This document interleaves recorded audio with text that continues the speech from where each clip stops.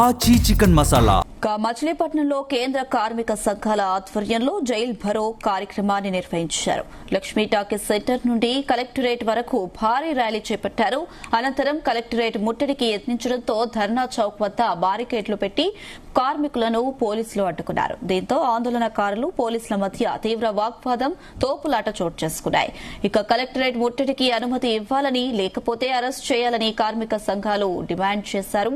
ఇక రోడ్డు మీదే బైఠాయించి తమను అరెస్ట్ చేయాలని ఆందోళనకారులు నినాదాలు చేశారు. పోలీసులు అరెస్ట్ చేయకపోవడంతో తామే స్వచ్ఛందంగా అరెస్ట్ అవుతామని చిలకలపూడి పోలీస్ స్టేషన్ కు వెళ్లారు. పోలీస్ స్టేషన్ వద్ద కూడా ఆందోళనకారులను పోలీసులు అడ్డుకోవడంతో పరిస్థితి ఉద్రిక్తంగా మారింది. తామే స్వచ్ఛందంగా అరెస్ట్ అవుతున్నామని పోలీస్ స్టేషన్ గేటుకు ఆందోళనకారులు కాగితాలు అంటించారు.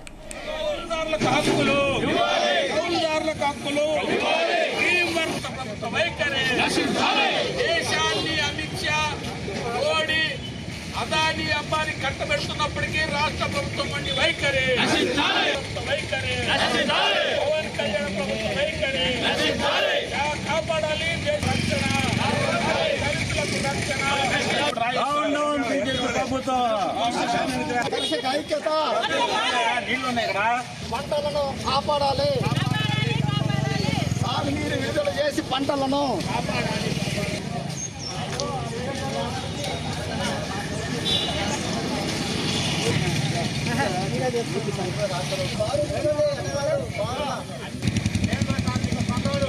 అందరూ కలిసి ఈరోజు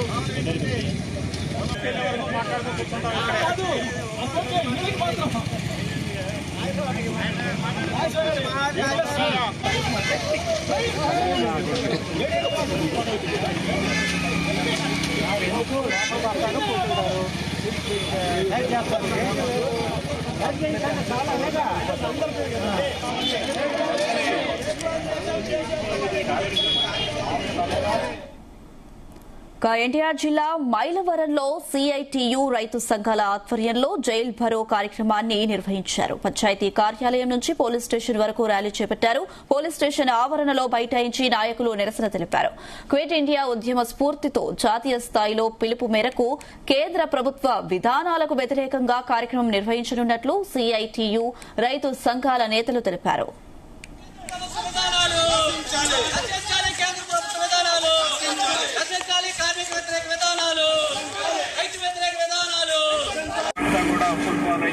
పండించిన పంటకి మద్దతు ధర కనీసం లేదు, గిట్టుబాటు ధర అసలు లేదు. ఈ పరిస్థితుల్లో రైతాంగం మొత్తం కూడా అప్పుల పాలయ్యి దివాళా తీసే పరిస్థితి ఉన్నది.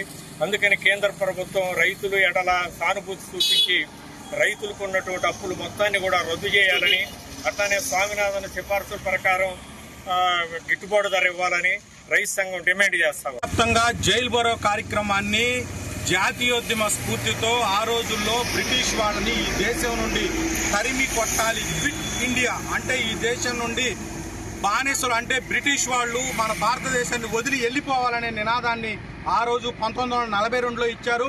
అదే స్ఫూర్తిని ఈరోజు కమ్యూనిస్టులు కాపాడుతా ఉన్నారు. కార్మికులకు కనీస జీతాలు గాని వేతనాలు గాని ఇచ్చే పరిస్థితి లేదు.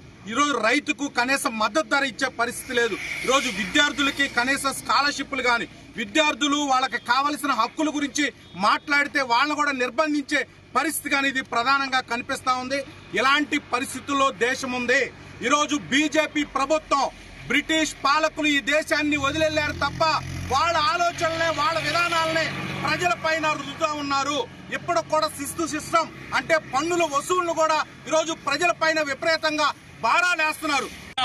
1942 ఆగస్టు 8వ తేదీన జరిగినటువంటి దేశవ్యాప్తంగా గాంధీ గారు పిలుపునిచ్చినటువంటి క్విట్ ఇండియా ఉద్యమ స్ఫూర్తితో దేశవ్యాప్తంగా రైతులు, కార్మికులు, వ్యవసాయ కూలీలు, కౌలు రైతులు అంతా కూడా ఈ రోజున జైలు భరో కార్యక్రమం నిర్వహించడం జరుగుతూ ఉంది.